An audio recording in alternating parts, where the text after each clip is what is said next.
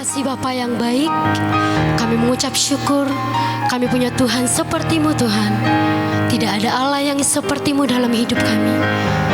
Ini setiap kami Tuhan, ini hidup kami Bapa. Pakai kami terus menjadi alat-Mu. Ajar kami mengerti setiap rencana-Mu dalam hidup kami. Sebab tujuan hidup kami hanya untuk memuliakan Engkau Tuhan.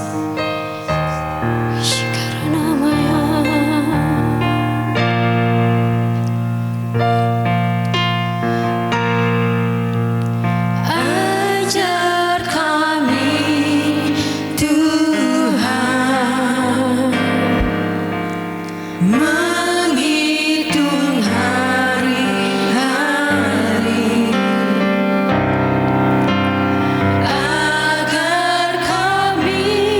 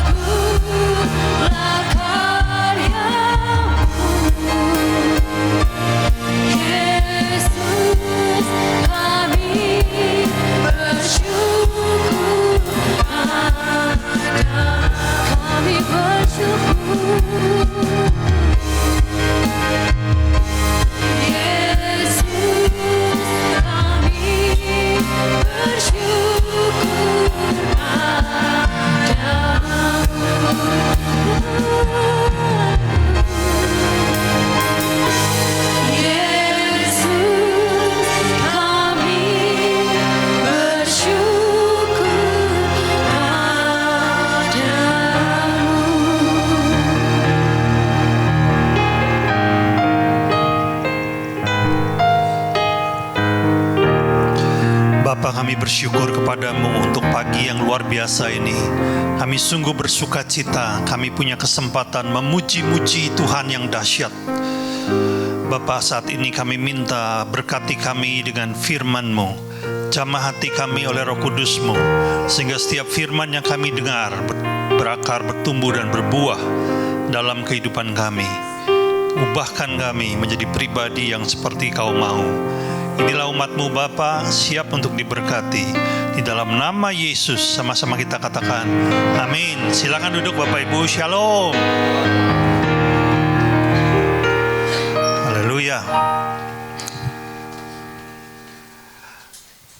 Puji Tuhan, saya percaya Bapak Ibu dalam keadaan yang baik dan siap untuk mendengarkan tuntunan Tuhan yang luar biasa.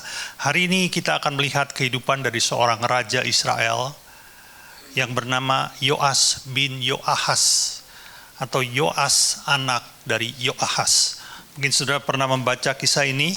Kisah ini dicatat secara singkat hanya dalam satu pasal saja, di 2 Raja-Raja pasal 13. Tidak panjang, tetapi di dalamnya ada pesan Tuhan yang luar biasa bagi Anda dan saya.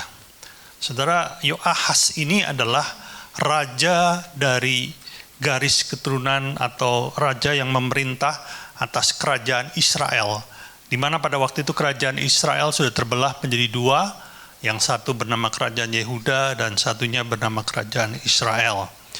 Nah, dikatakan bahwa Yoahas ini hidup dalam dosa yang dilakukan oleh Yerobeam bin Nebat, ya. Jadi dia melakukan dosa yang sama seperti leluhurnya, yaitu raja pertama Yerobeam bin Nebat. Apa dosanya? Dosanya adalah menyembah anak lembu emas yang didirikan di Dan dan kota Betel. Dan hari ini turun-temurun sampai pada masa kehidupan Raja Yoahas. Dan oleh karena dosa ini, Tuhan mengizinkan kerajaan Israel ditindas oleh seorang raja yang bernama Hazael, yaitu raja dari kerajaan Aram. Dan pada masa itu penindasan cukup luar biasa, bahkan dikatakan supaya Israel ini tidak bisa melawan, tidak bisa memberontak. Raja Aram ini menghabisi kekuatan militer Israel. Tercatat dalam Alkitab bahwa Israel hanya diberi atau hanya memiliki sisa prajurit 10.000 saja.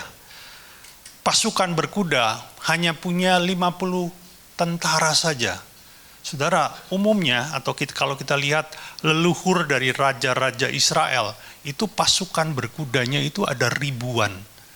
Dan pada masa itu hanya tersisa 50 orang pasukan berkuda. Kalau saya bikin gampang, ini artinya Raja Aram menghabisi kekuatan militer Israel, hanya tinggal 5% saja kekuatan militernya, 95% sudah lenyap. Artinya bangsa Israel sudah tidak punya daya untuk melawan atau memberontak, sehingga kejadian ini, kondisi ini terus-menerus tidak berubah. Bahkan sampai pada keturunan dari Raja Yoas, yaitu yang bernama Yoas, ya. Yoas bin Yoahas.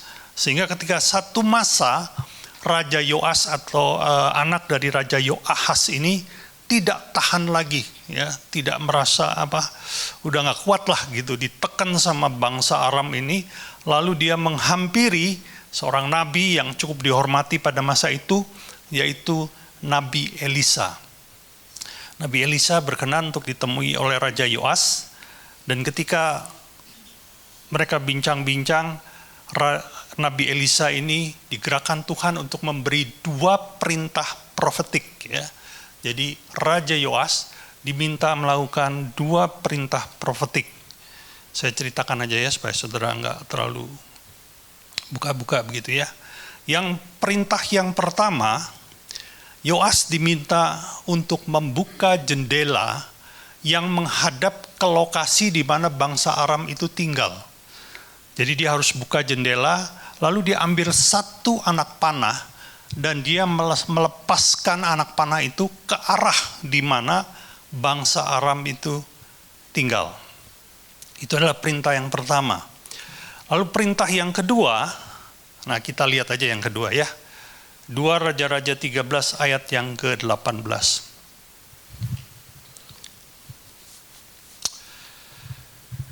Sesudah itu berkatalah ia ini adalah Elisa, ambillah anak-anak panah itu. Lalu diambilnya, setelah diambilnya berkatalah Elisa kepada Raja Israel, pukulkanlah itu ke tanah, lalu dipukulkannya 3 kali, kemudian ia berhenti. Ini adalah perintah yang kedua, di mana Elisa meminta Raja Yoas ini untuk mengambil semua anak panah yang ada di tempatnya, lalu memukulkannya ke tanah. Ini adalah perintah yang kedua. Dan perintah ini dituruti oleh Yoas. Kita lihat ya ayat yang ke-19. Ya.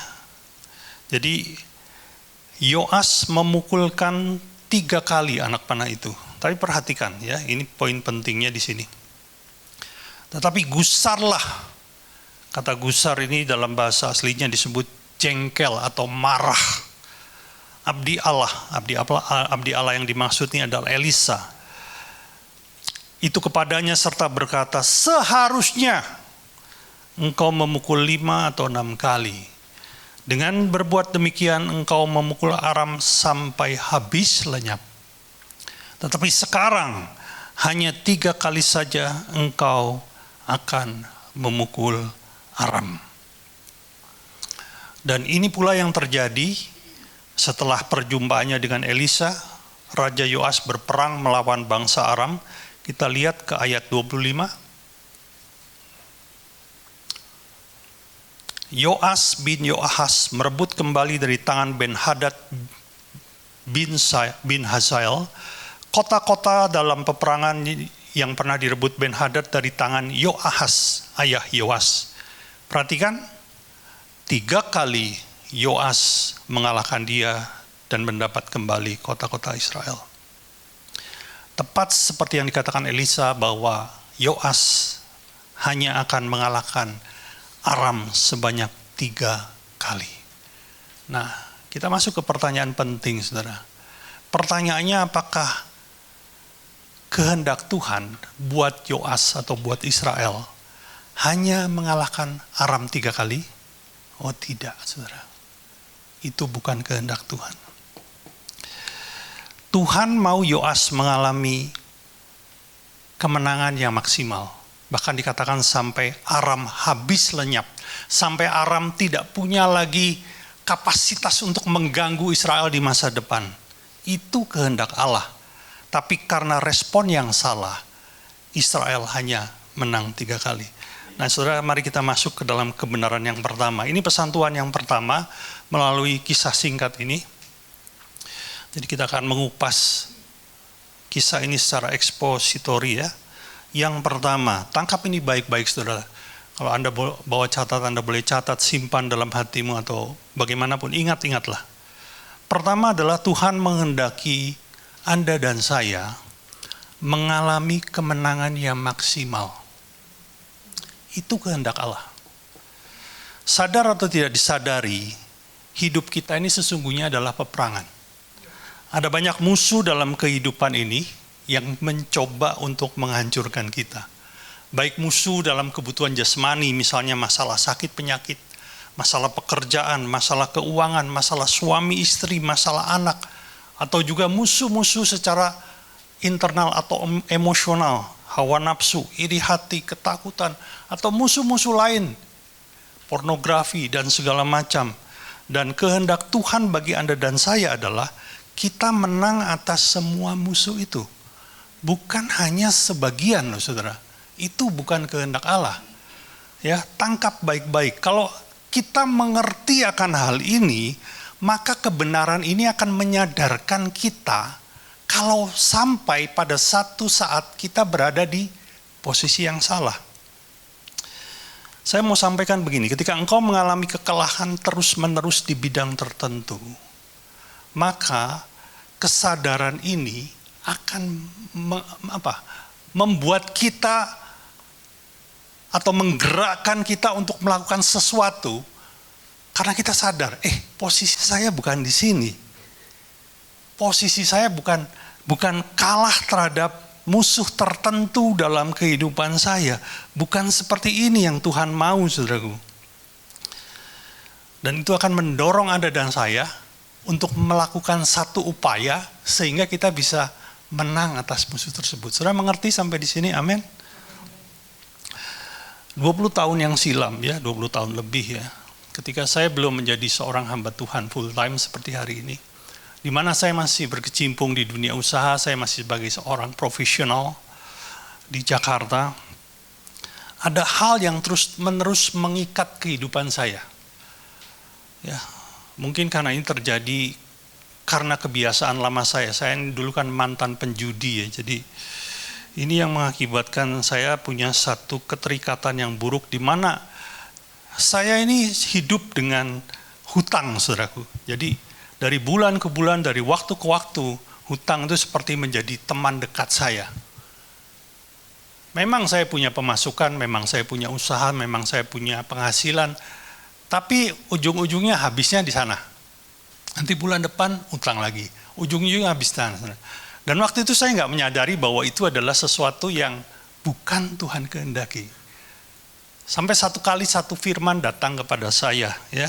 Ini saya bacakan aja ya, ini dari Keluaran 15 bunyinya begini.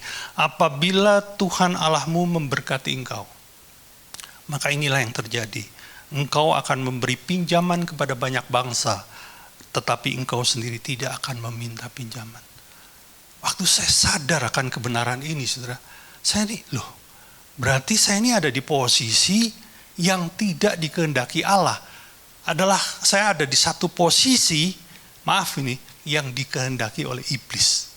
Dan itu mengikat saya terus-menerus, bukan saja saya tertekan, bahkan saya jauh dari kehendak Allah di mana seharusnya saya bisa diberkat untuk banyak orang. Ya, saya kerja, saya lakukan bisnis, tapi ujung-ujungnya hanya buat nutup itu aja, saudara. Dan ini kesadaran ini membuat saya bergerak melakukan sesuatu dan mencari tuntunan Tuhan, hidup di dalamnya. Akhirnya saya terbebas dan saya menang. Sejak hari itu, saya tinggalkan area itu, dan saya sampai hari ini saya tidak pernah lagi hidup oleh hutang. Saudara, mungkin masing-masing kita punya musuh yang belum terkalahkan dalam kehidupan ini. Dan saya mau sampaikan satu kebenaran, bahwa Tuhan menghendaki kita menang di semua area kehidupan kita. Tangkap itu baik-baik. Artinya kalau hari ini Anda ada di posisi, tidak di posisi itu, sadarilah Anda di luar rencana Allah. Anda harus bergerak. Itu kebenaran yang pertama. Kebenaran yang kedua, ya, seperti ayat yang tadi barusan kita baca, setelah Elisa diberi perintah, setelah Elisa memberi perintah kepada Yoas untuk memukulkan anak panah itu ke tanah, lalu Yoas memukulkannya berapa kali? 3 kali. Saudara, apa maksud atau pesan Tuhan di balik peristiwa ini? Saya mau bilang begini, responmu akan menentukan seberapa jauh engkau mengalami kemenangan. Responmu akan menentukan seberapa besar kemenangan yang akan kau peroleh. Itu tergantung responmu. Sekalipun Allah sudah menyediakan kemenangannya maksimal, tapi responmu lah yang menentukan seberapa besar kemenangan yang akan kau peroleh. Saudara, respon kita terhadap firman itu menentukan kemenangan kita. Saya seringkali, ada orang-orang tertentu yang kebetulan saya lihat sendiri, itu suka memilih-milih firman, saudaraku. Dia akan hafalkan firman yang dia sukai, tetapi firman yang dia tidak sukai dia akan tolak. Firman yang mungkin menyinggung hatinya, firman yang membuat telinganya panas, firman yang menegur hidupnya, itu dia nggak mau dengerin. Sambil lalu aja. Dan saya mau bilang pagi ini, kalau ada firman yang sampai menegur atau menyinggung hatimu, saya mau sampaikan, firman itu sedang mencoba menyelamatkan hidupmu. Itu yang sedang Tuhan kerjakan. Satu kali Kain mempunyai rasa marah yang membawa dia akan jatuh kepada satu dosa. Dan Tuhan tahu itu. Lalu datanglah firman. Firman itu datang sebetulnya untuk menyelamatkan Kain. Kita lihat apa firman yang disampaikan. Dari Kejadian 4 ayatnya yang ke-6. Kejadian 4 ayat yang ke-6. Firman Tuhan kepada Kain. Mengapa hatimu panas dan mukamu muram? Saudara pernah enggak? Satu kali ketika engkau akan melakukan atau berniat melakukan sesuatu, tapi diawali dengan hati yang tidak damai sejahtera, hati yang panas, atau hati yang penuh dengan kemarahan. Saudara, ini firman ini datang dalam kondisi ketika si Kain punya hati seperti itu. Ini menjadi sebuah parameter, saudara. Kalau engkau sedang dalam kondisi seperti itu, lebih baik urungkan segala niatmu. Tenangkan dirimu, lalu carilah tuntunan ilahi. Karena ketika engkau lanjutkan, sebenarnya engkau sedang melanjutkan sebuah keputusan yang salah loh. Kita lihat ya, ayat yang ke-7. Apakah mukamu tidak akan berseri jika engkau berbuat baik? Tetapi jika engkau tidak berbuat baik, dosa sudah mengintip di depan pintu. Ia sangat menggoda, tetapi engkau harus berkuasa atasnya. Ini peringatan Tuhan kepada Kain. Firman ini datang, menyinggung, menegur hati Kain. Engkau dalam kondisi yang salah. Tapi sayangnya, Kain mengabaikan. Dan dia lebih memilih untuk melanjutkan niat yang sudah dibuatnya. Lalu dibunuhlah Habel. Apa akibatnya? Dia jatuh dalam dosa pembunuhan. Dia jatuh dalam kutuk. Ya, ada beberapa hamba Tuhan mengatakan kutuk pertanian. Dikatakan apa? Tanah yang engkau usahakan tidak akan lagi menghasilkan hasil yang maksimal. Dalam literatur Alkitab lain dikatakan tanah itu tidak akan menghasilkan apa-apa untukmu. Dan dikatakan apa? Kain terusir dari hadapan Allah. Apakah itu yang Tuhan mau terjadi atas hidup Kain? Enggak, oleh karena itu sebelum hal itu Tuhan kirim firman-Nya. Sayangnya respon Kain salah. Haleluya. Saudara, kita ini perlu punya, oleh karena itu Daud berkata, kerendahan hati membuat kita selamat. Membuat kita bisa mendengar suara Tuhan. Tapi sebaliknya ketika kita mengeraskan hati, saudara, kita sulit untuk mendengar suara Tuhan. Berikanlah respon yang benar. Lalu respon yang benar itu apa sih? Ya, saya mau kasih 2 hal saja yang sederhana dan pasti saudara mudah ingat-ingat ini. Respon yang benar terhadap firman itu sederhana. Percayai dan hidupi. Saya ulangi ya, percayai dan hidupi. Ada banyak orang mendengar firman hanya sebagai atau sebatas penyemangat, penghibur hati. Ya, dia dengar firman, mungkin khotbah yang menarik ya. Bagaimana rasanya hidup diberkati, hidup dalam kasih Tuhan. Itu tidak salah dengan itu. Tapi itu hanya sebatas menyemangati dia saja. Pulang setelah dengar firman, pulang. Firman itu tidak dia hidupi, saudaraku. Saya kasih contoh ya. Sebulan yang lalu saya menyampaikan firman di hari Minggu. Itu satu firman yang sederhana, yang saya percaya Anda ingat. Yang judulnya adalah doa yang gigih. Bagaimana doa yang gigih itu ternyata membuka pintu surga. Membuat sesuatu yang mustahil itu terjadi. Bagus apa bagus? Bagus kan? Saya mau tanya, setelah pulang dari sana, hari ini Anda punya doa yang gigih enggak?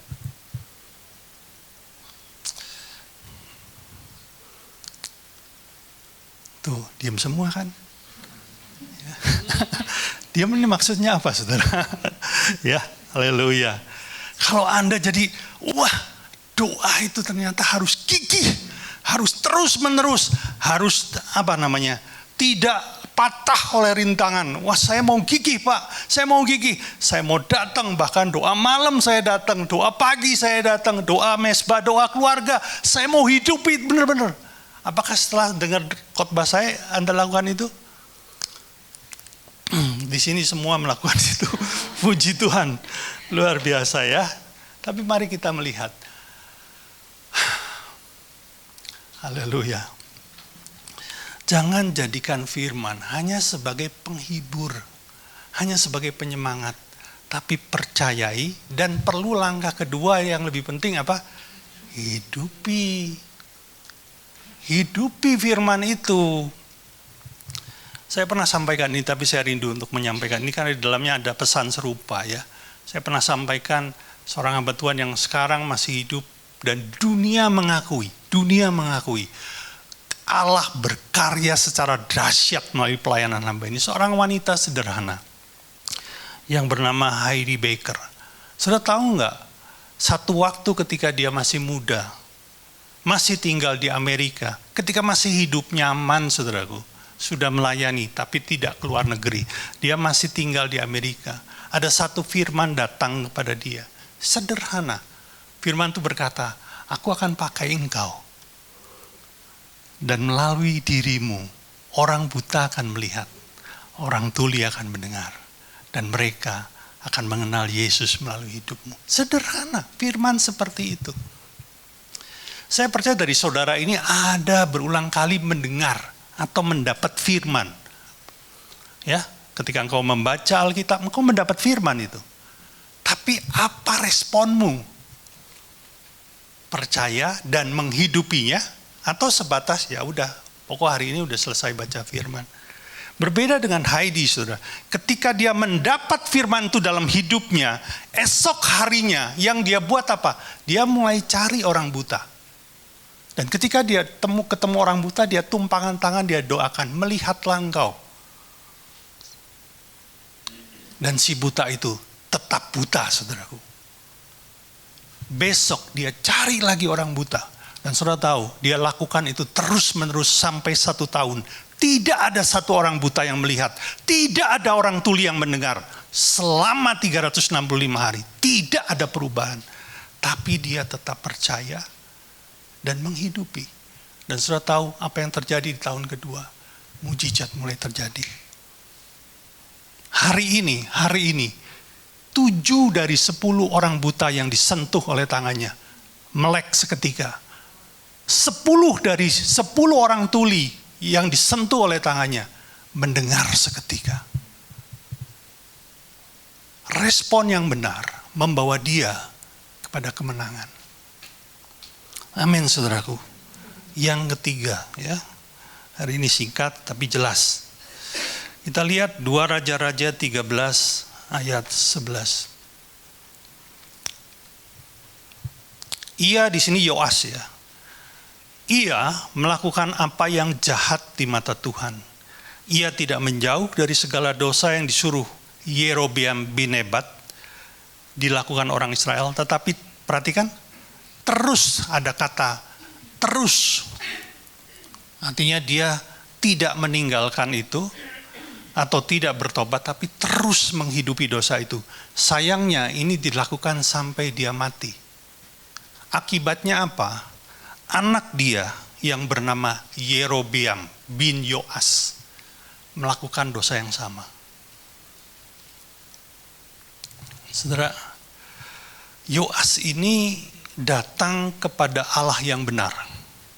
Setelah dia ditekan habis-habisan oleh Aram, dia meminta pertolongan Elisa agar Tuhan menolong dia. Itu betul.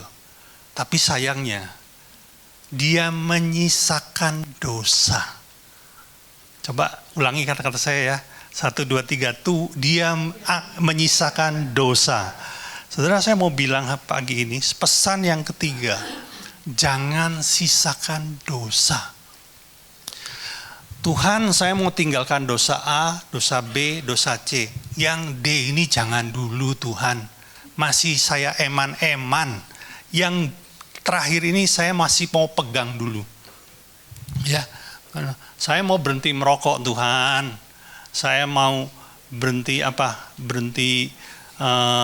apa? Judi. Pengalaman ya Anda ya. Berhenti judi ya.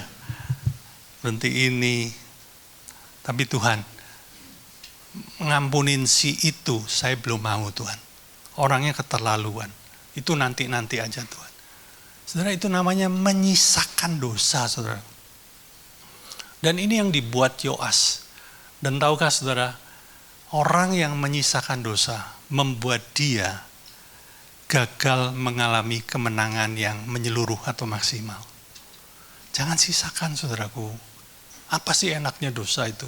Semua itu racun dalam kehidupan yang ujung-ujungnya menghancurkan hidupmu. Tinggalkan itu saudara, tinggalkan itu. Setahun yang lampau ada seorang ibu datang ya di luar hari ibadah seperti ini, di hari-hari biasa. Dan ibu itu datang membawa masalah. Ada masalah sakit penyakit, ada masalah emosional dia. Ya, kita ngobrol. Ya, saya sebetulnya nggak nangkep sebenarnya sumber masalahnya di mana. Kan orang itu ya istilahnya lah, kalau kita konseling itu yang kita cari sebenarnya akar masalahnya itu di mana. Bukan apa namanya? Bukan yang tampak di luar, karena yang tampak di luar itu cuma akibat saja, saudara. Ya, seperti Dokter Oli itu, kalau periksa pasien yang dia cari itu akarnya apa nih, penyebabnya utamanya apa gitu. Nah, itulah yang diobati nanti kan begitu ya. Sama sebetulnya, cuma ini kan masalah rohani. Sampai satu titik, udah begini aja Bu, saya doakan Ibu deh ya. Saya juga ngerti, sudah dengar semua. Nah, waktu saya doakan baru kelihatan akar masalahnya, saudara. Di situ Roh Kudus menyingkapkan. Karena apa yang terjadi? Waktu saya tumpangkan tangan saya atas kepalanya, ibu ini bermanifestasi. Ibu ini kesurupan. Dari situ saya tahu bahwa sebetulnya akar masalahnya karena ada roh jahat di dalam hidupnya. Singkat cerita, ibu ini dibebaskan dari roh jahat hari itu juga. Mengalami kelegaan, mengalami kesembuhan, ya. Dan tentunya saya menganggap ya sudah, problem sumber masalah sudah selesai, yang lainnya pasti beres. Ya, ibu itu pulang dengan penuh sukacita. Tapi tahukah saudara, beberapa waktu kemudian, mungkin beberapa bulan kemudian, ternyata yang bersangkutan itu mengalami masalah yang sama, saudaraku. Dan ketika saya ngobrol, penyebabnya itu cuma satu. Karena dia menyisakan dosa. Ada dosa yang memang dia belum mau lepaskan. Dosa yang dia memang masih mau terus hidupi, saudara. Ya, saya bilang, Ibu, kan setelah kita ngobrol, saya bilang, jangan mengikuti ritual-ritual yang membawa engkau menyembah Allah lain. Tinggalkan, itu masa lalu. Sekarang Allahmu adalah Yesus Kristus. Sembahlah dia saja. Kalau ada apa-apa, minta pertolongan kepada dia saja. Tapi ternyata ibu ini, ya tentunya nggak ngomong sama saya ya. Ada waktu-waktu dia kembali ke sana lagi. Dan saudara tahu apa penyebabnya dia kembali ke sana? Karena setiap kali kembali ke sana, dia dapat uang. Dikasih uang sama beberapa ya katakan orang yang punya harta banyak yang juga melakukan ritual yang sama itu. Dan ngerti? Jadi ada daya tariknya di sana. Dan dia belum rela melepaskan itu, saudara. Dia masih sisakan itu. Aduh, eman ini katanya dia ya. Udah, yang ini aja. Saya tetap percaya Yesus itu Tuhan. Saya tetap percaya seperti Yoas. Aku tetap percaya Allah Israel itu adalah pembelaku. Tapi dia masih menyembah lembu emas di Dan dan Betel. Itu dia masih buat, saudara. Dan itu membuat dia gagal mengalami kemenangan yang maksimal. Jangan sisakan dosa ya. Karena ujung-ujungnya itu hanya membuat engkau kalah, saudaraku. Saya ingin memberi tambahan sedikit. Berhenti berbuat dosa itu harus punya motivasi yang benar. Kalau Anda berhenti berbuat dosa, maaf nih, hanya sebatas karena takut masuk neraka, mungkin upayamu untuk berhenti itu bisa gagal loh. Tapi berhenti berbuat dosa karena kita menyadari dan kita melakukannya karena kita mengasihi Dia. Saudara, itu motivasi yang paling benar. Ya, Satu kali seorang hamba Tuhan cerita begini. Di sebuah desa ada dua sahabat. Dua pemuda yang bersahabat, yang usianya kira-kira 20 tahun. Mereka bersahabat. Dari dua latar belakang yang berbeda. Yang satu adalah anak kepala desa, di mana kepala desa itu kaya raya. Uangnya banyak, saudaraku. Tapi yang satu adalah anak dari seorang janda miskin. Janda, tidak punya ayah artinya, miskin pula. Ya, tapi ibunya yang janda miskin itu sangat mengasihi anaknya. Jadi dia dengan ibu ini bekerja dengan kemampuan dia dan berusaha menyekolahkan anaknya, memberikan yang terbaik. Nah, masalahnya kedua pemuda yang bersahabat ini, anak dari kepala desa yang kaya itu punya kebiasaan yang buruk, saudara. Jadi setiap kali kalau mereka punya waktu senggang, dia datangi itu anak dari janda miskin ini, sebutlah namanya Joko gitu ya. Maaf kalau dia yang sama ya. Ini cuma itu. Maaf ya Pak ya, ini cuma perumpamaan gitu ya. Ya, si Joko itu dia datangi terus bilang, Joko, ayo malam ini kita minum-minum, kita berjudi. Wah, aku nggak punya uang. Uangnya nanti aku yang kasih, jangan khawatir. Aku punya banyak uang. Akhirnya si Joko mau tuh. Padahal adalah aturan hukum di desa itu bahwa perjudian dan mabuk-mabukan itu adalah pelanggaran pidana, gitu ya. Tapi karena anak kepala desa itu merasa bahwa jangan khawatir, bapak gua kan kepala desa, aman deh gitu ya. Dan dia merasa punya uang gitu. Dan akhirnya Joko ini terlibat. Sampai satu kali mereka tertangkap. Dan ketika tertangkap, mereka diadili, dinyatakan bersalah. Bagi anak kepala desa itu sebetulnya masalahnya nggak jadi masalah. Kenapa? Pada akhirnya dia mengakui kesalahannya, tapi dia bisa membayar uang jaminan, saudaraku. Jadi dia nggak dipenjara. Dia bilang, saya bersalah Pak Hakim, saya bayar uang jaminan, ini sebagai uang penjamin saya tidak melarikan diri, tapi saya nggak perlu dipenjara. Istilahnya gitulah kira-kira ya. Jadi anak kades ini bebas karena uang. Tapi si Joko kan nggak punya uang, saudaraku. Akibatnya apa? Joko harus masuk penjara. Ibunya pun nggak bisa nebus. Ibunya itu janda miskin. Dan Joko harus mengalami hukuman selama 1 tahun lebih. Tapi ibunya ini baik. Ibunya ini setiap minggu datang, bawa makanan, nengok anaknya. Ya, Nak, jangan lakukan ini lagi ya Nak ya. Aku upayakan supaya kamu kalau bisa cepat keluar, kata dia. Dan ternyata ibunya ini berusaha loh, saudaraku. Jadi sejak hari itu ibunya ini mengambil pekerjaan ganda.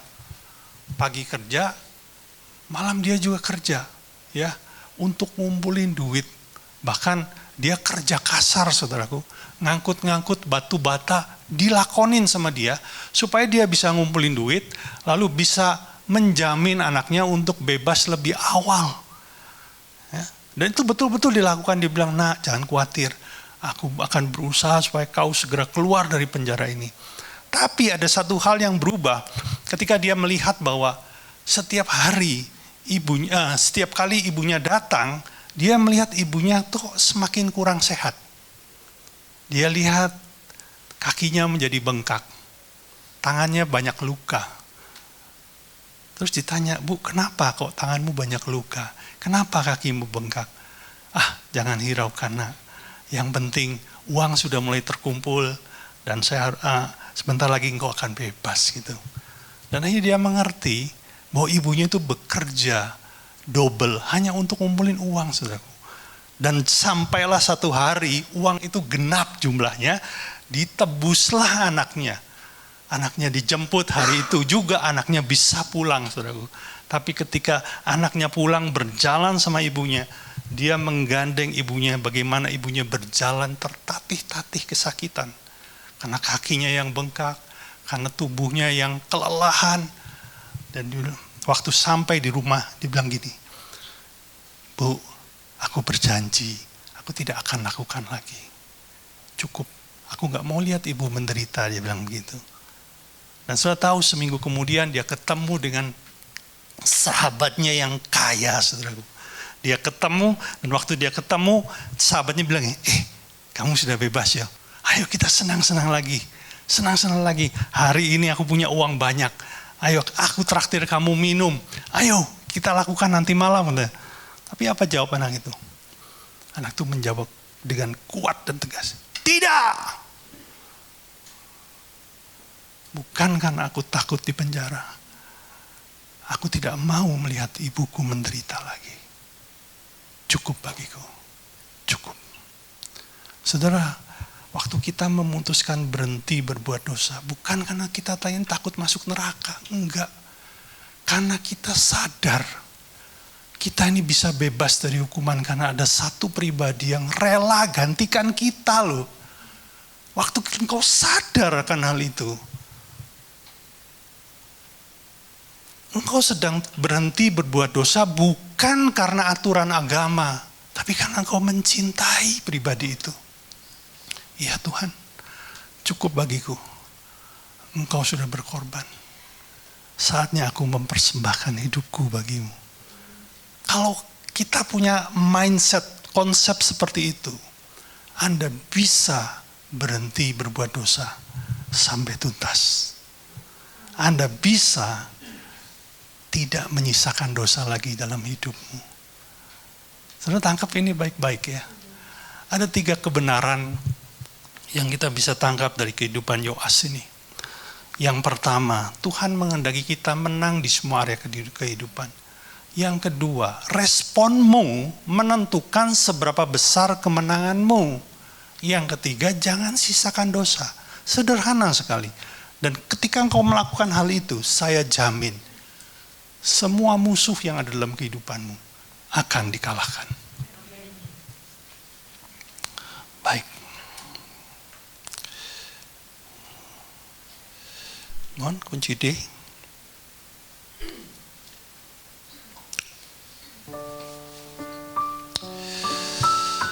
Terima kasih Tuhan. Bisa singar maju.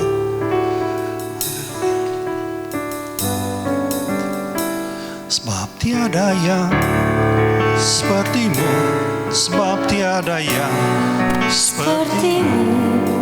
Hanya Kau Yesus yang mau mati untuk tebus dosa.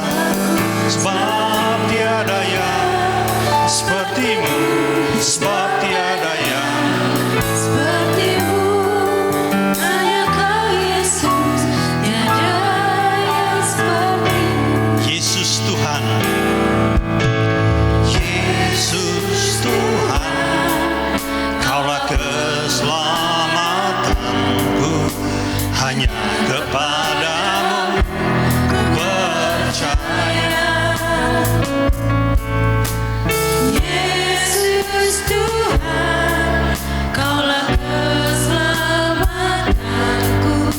Hanya kepadamu ku percaya. Sebab tiada yang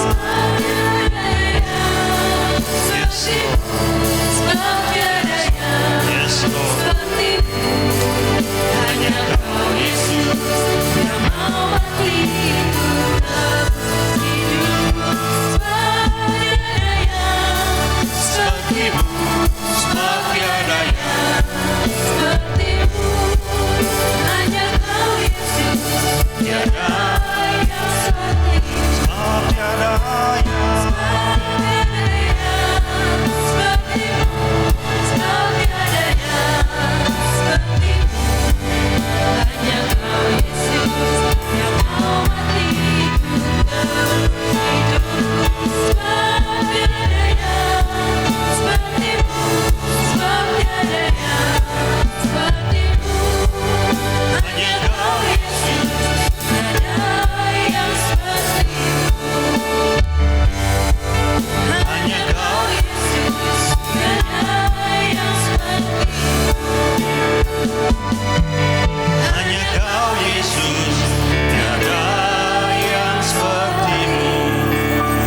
bersyukur Tuhan buat firman-Mu pagi ini.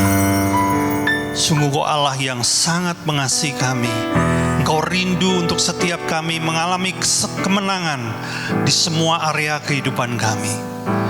Tuhan, kami mau sikapi, kami mau responi firman-Mu dengan baik, dengan benar Tuhan. Kami tidak mau menyisakan dosa dalam kehidupan kami. Terima kasih Bapa, terima kasih Engkau sungguh baik. Pagi ini Tuhan, kami mau menyiapkan hati kami untuk menerima perjamuan kudus. Mari kita bersaat teduh sebentar, saudaraku. Yes Lord. Kalau engkau mendapati dirimu hidup di dalam dosa, bertobatlah dan akui di hadapan Tuhan. Maka darahnya akan mengampuni dan menguduskanmu. Yes Lord. Terima kasih Bapa yang baik. Terima kasih Bapa yang baik. Silakan hamba-hamba Tuhan membagikan anggur dan roti.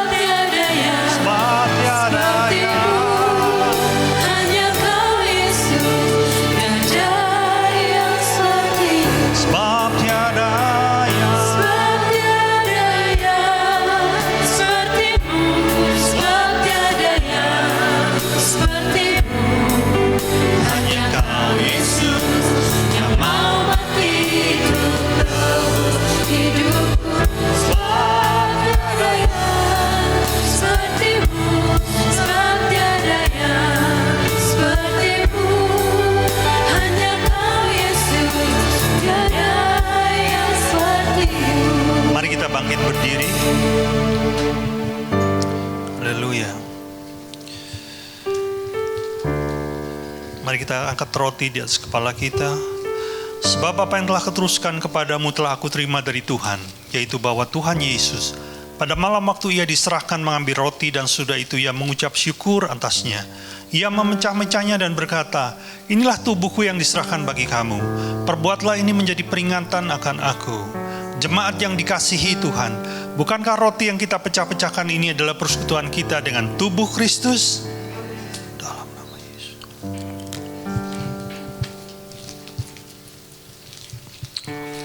Mari kita angkat cawan di atas kepala kita.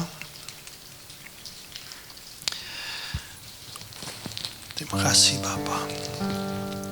Demikian juga ia mengambil cawan sudah makan lalu berkata, cawan ini adalah cawan perjanjian baru yang dimeteraikan oleh darahku.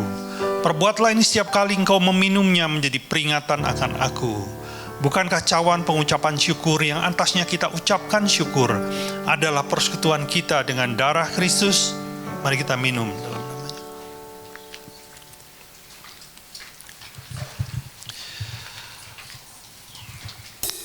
Sebab tiada yang sepertimu, sebab tiada yang sepertimu, hanya Kau Yesus yang mau mati untuk tebus hidupku. Sebab tiada yang sepertimu, sebab tiada yang sepertimu, hanya Kau Yesus, tiada yang sepertimu.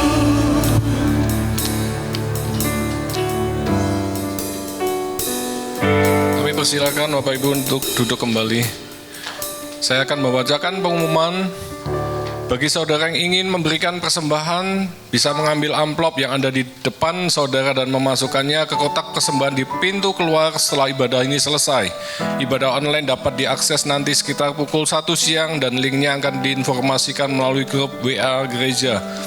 Dan untuk membangun keintiman dengan Tuhan, gereja mengajak semua jemaat untuk menyembah Tuhan di rumah masing-masing setiap pukul 8 malam. Saudara bisa mengajak seluruh anggota keluarga untuk terlibat di dalam penyembahan.